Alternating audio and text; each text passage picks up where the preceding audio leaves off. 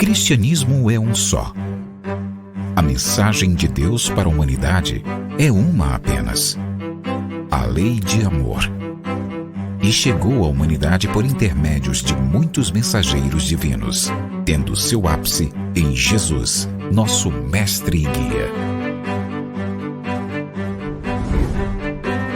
Ezequiel, Malaquias, Elias, Abraão, Moisés, Jesus, Kardec e todos os grandes avatares da humanidade vieram à Terra com o objetivo de trazer a mensagem divina ao homem, conforme a condição de entendimento da humanidade à época.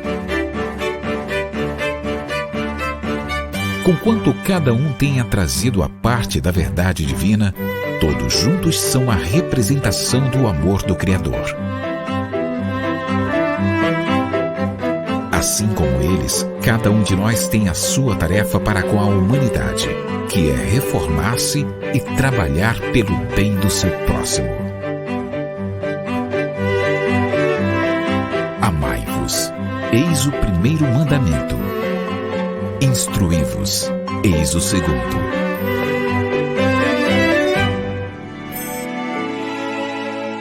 Conhecendo o Espiritismo. Centro Espírita Online Casa de Jesus, a morada de todos os corações.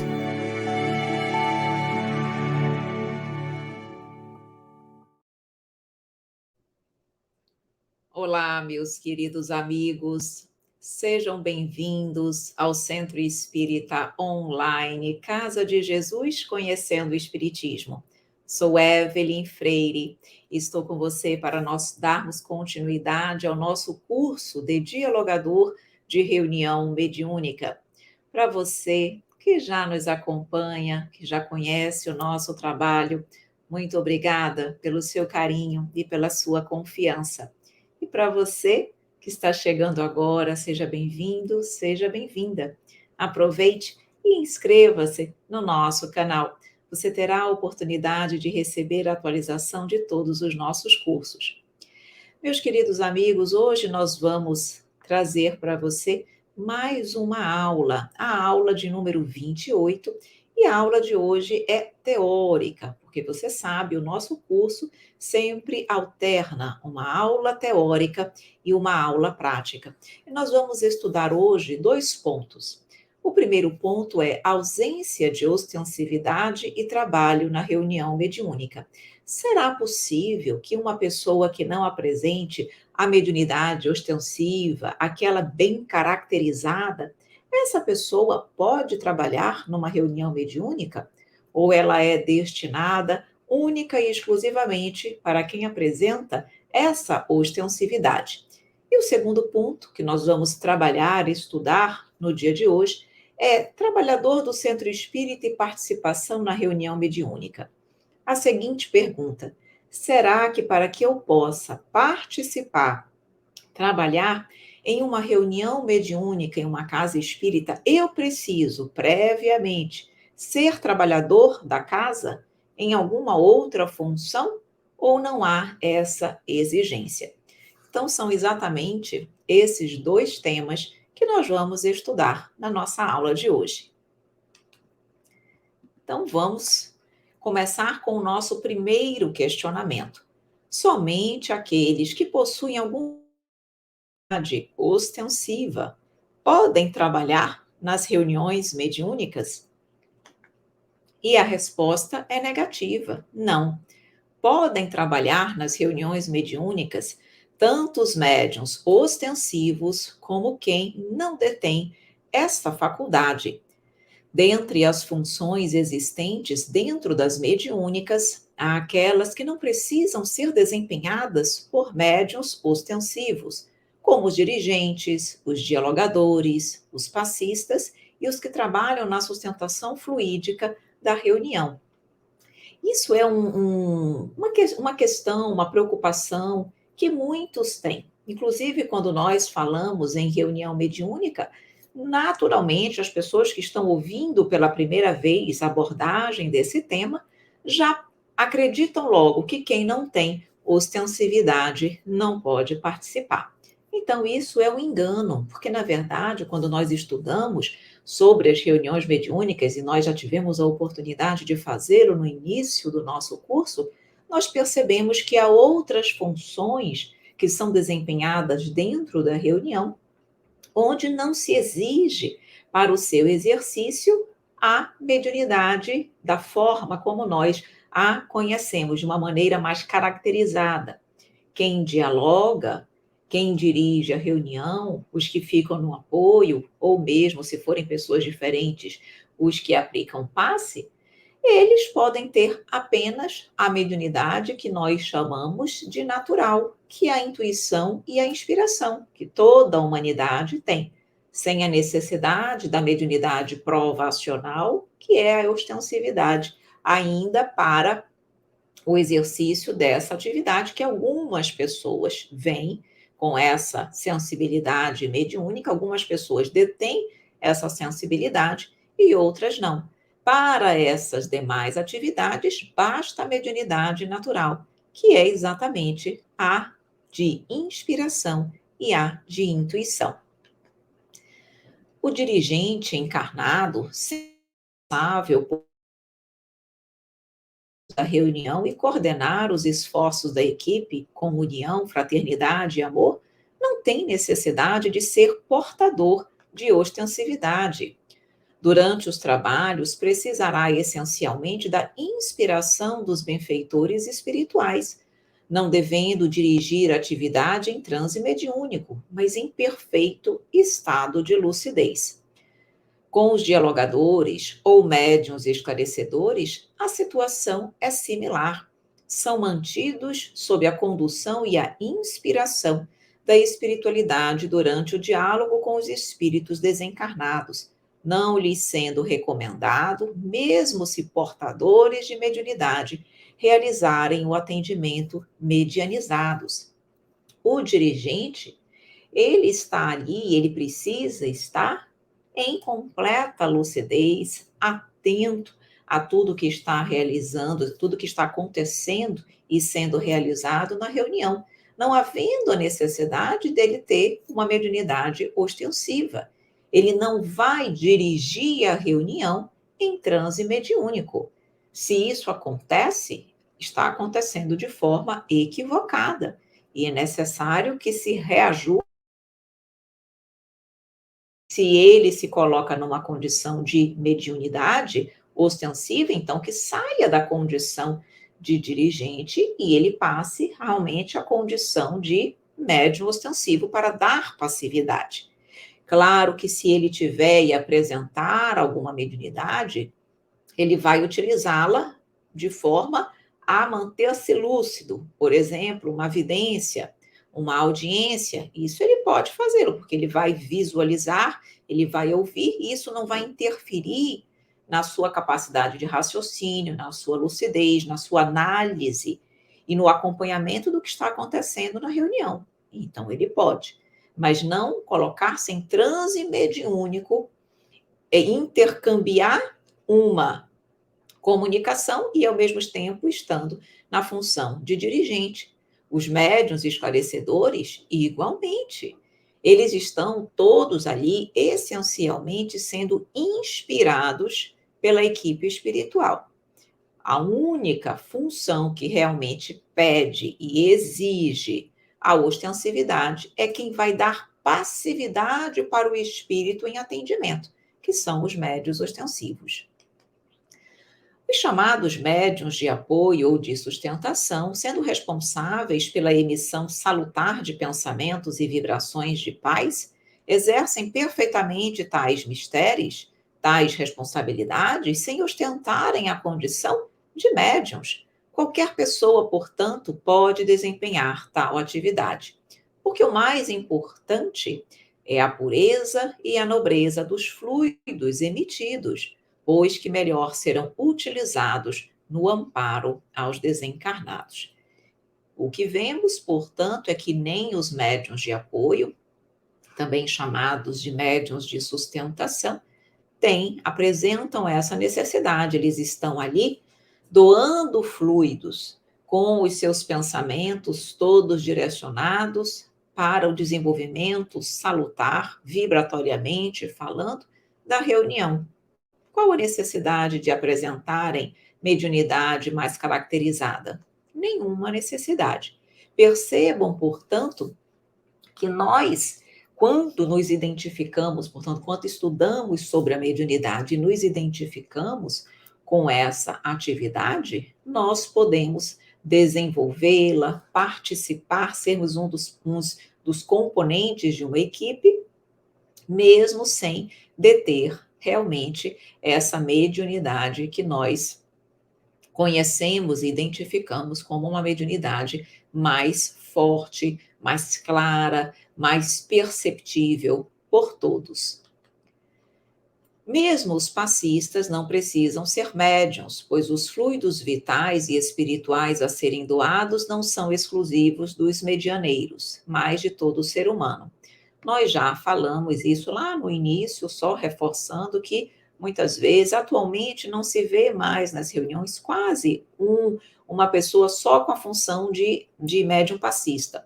Normalmente, os próprios médiuns de apoio, de sustentação, em havendo essa necessidade, colocam-se também na condição de passistas. Então, não há necessidade de ter uma pessoa só para essa função, até porque não se dá passe o tempo todo, ou seja, não é em toda reunião mediúnica que há a necessidade de se emitir um passe, de se dar um passe no médium ou no espírito que ali está em atendimento.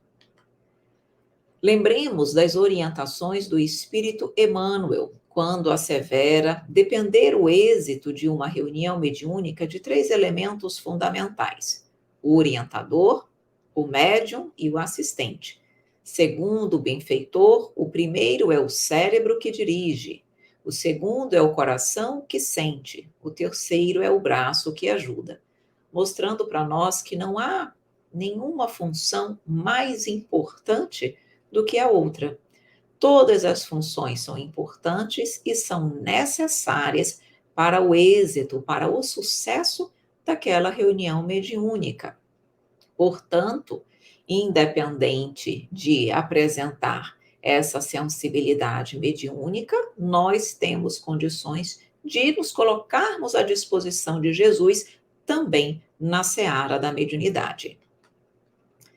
Caso o dirigente e o dialogador tenham mediunidade, entendam-se aqui ostensividade, e resolvam trabalhar como médiuns, outros companheiros da equipe devem exercer, naquele momento, a direção dos trabalhos e a função de esclarecedor.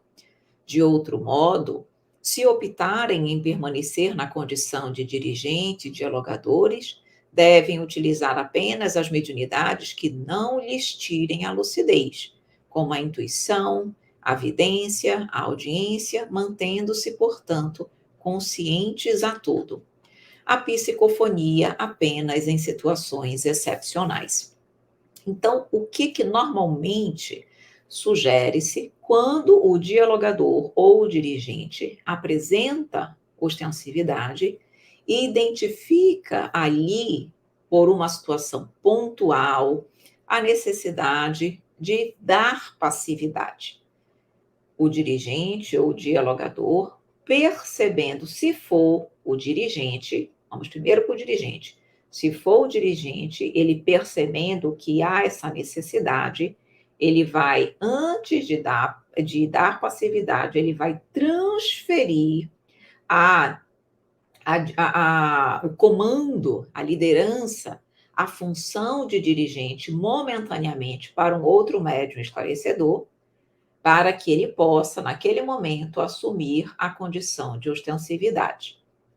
Se for um dialogador, ele vai informar ao dirigente que ele percebe ali, que ele está identificando a presença de alguém que está querendo se comunicar, perguntando ali se há essa possibilidade, se ele pode dar essa passividade, e havendo a concordância do dirigente, ele pode fazê-lo. Se ele perceber a presença apenas intuitiva, vejam bem o que eu estou falando, não é um transe ali onde o dialogador vai perder a consciência. Se ele percebe uma aproximação, mas ele continua completamente lúcido, mas ele está colocando, se vendo ali na condição, na possibilidade de colocar aquela orientação, às vezes de uma mãe, de um familiar, de um espírito amigo, mas mantendo-se totalmente consciente, ele pode dizê-lo, ele pode fazê-lo. Mas percebam que é condição sine qua non que não haja perda da consciência, da lucidez na condução daquele diálogo. Por que nós colocamos que existe essa possibilidade? Situações excepcionais. Porque, vejam bem, vamos supor que o médium dialogador, ele também tem ostensividade. Os outros, se for, por exemplo, uma reunião mediúnica, em que haja comunicações simultâneas, onde outras duplas já estejam ali desenvolvendo um diálogo, são situações e situações que precisam ser examinadas e analisadas. Então, já está acontecendo outros diálogos. Então, naquele momento, por exemplo, o dialogador percebe a presença junto de si de um familiar que veio ajudar, muito comum, uma mãe, uma avó, ele percebe e ele identifica que se aquele espírito puder conversar com aquela mãe, será mais fácil o êxito daquele atendimento. Lembrando que nem sempre o espírito em atendimento consegue visualizar e ouvir outros espíritos desencarnados, pela diferença vibratória que possa existir entre eles. E no caso, se ele tiver dificuldade para perceber uma mãe, uma avó, ele pode, essa avó, essa mãe pode, através do dialogador, se comunicar, exatamente para facilitar o diálogo, mas de forma que seja sempre lúcida aquela intuição e ele esteja ali colocando. Caso contrário, não será o dialogador que vai conversar vai permitir, através dele, a comunicação daquela mãe ou daquela avó. Vai aguardar para que um outro médium ostensivo que esteja presente na reunião possa se colocar à disposição para também, naquele momento, dar psicofonia para a mãe, para a avó, para quem vier, e aí vai haver um diálogo entre os dois espíritos e o dialogador vai ficar intermediando aquele diálogo. Percebem como isso normalmente acontece? A mesma coisa acontece muitas vezes não, algumas vezes com o dirigente, onde ele percebe ali a necessidade de vir uma orientação especial, particular, e ele sente que é por seu intermédio.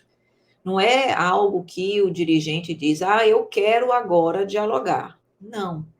Já há uma aproximação perto de si.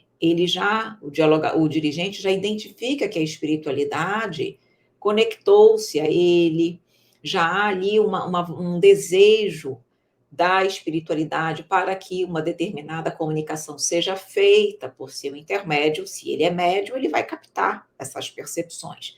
E aí ele vai realmente repassar a função de dirigente para uma outra pessoa e ele dá a comunicação. Então, isso pode acontecer? Pode, mas temos que fazer isso com critérios e cuidado, para que não haja um desvirtuamento das funções de cada um.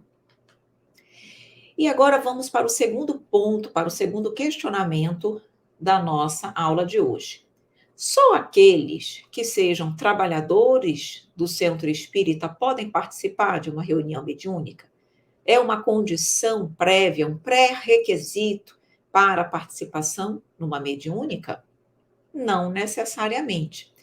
O mais relevante para se participar das reuniões mediúnicas não é exercer previamente um trabalho na casa espírita, mas apresentar a formação e o conhecimento necessários para atuar na área da mediunidade. De que adianta eu ser um trabalhador da casa em alguma outra esfera de atividade, mas não apresentar o conhecimento, o estudo, o preparo necessário para trabalhar em uma reunião mediúnica? Então, o que faz a grande diferença é o preparo para o exercício daquela função. Isso não significa dizer que um trabalhador da casa não possa trabalhar na mediúnica. Isso não significa dizer que um trabalhador da mediúnica não seja e não deva ser estimulado a trabalhar em outras atividades da casa. Não é isso que nós estamos dizendo.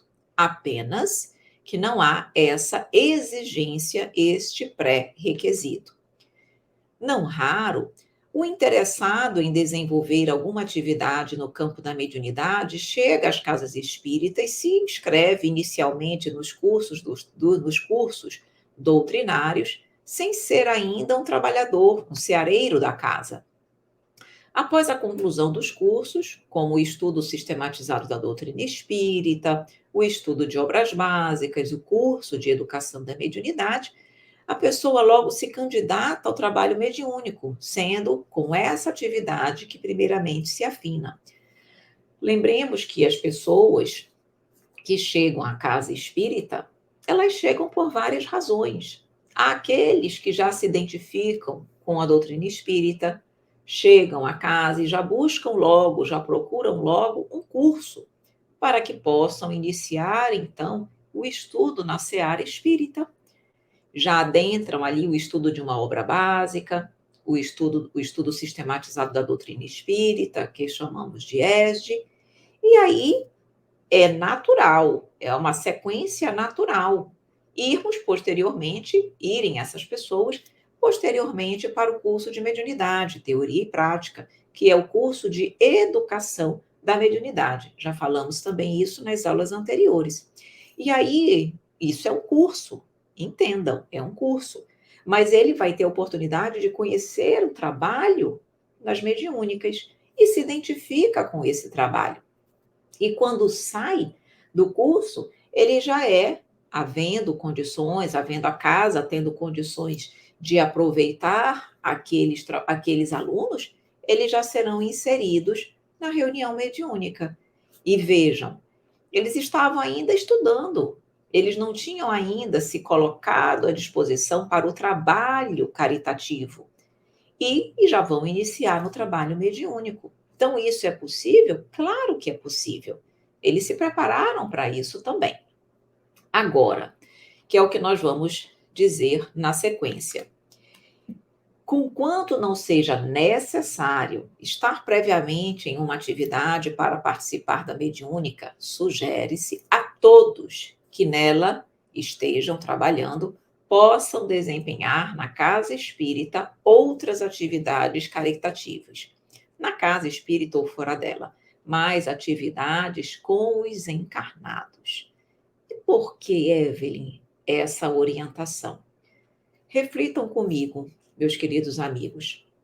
Nós precisamos do trabalho com os encarnados, porque é através deles que nós burilamos a nossa personalidade, as nossas imperfeições, as nossas dificuldades, as nossas intolerâncias, a nossa dificuldade de lidar com as diferenças.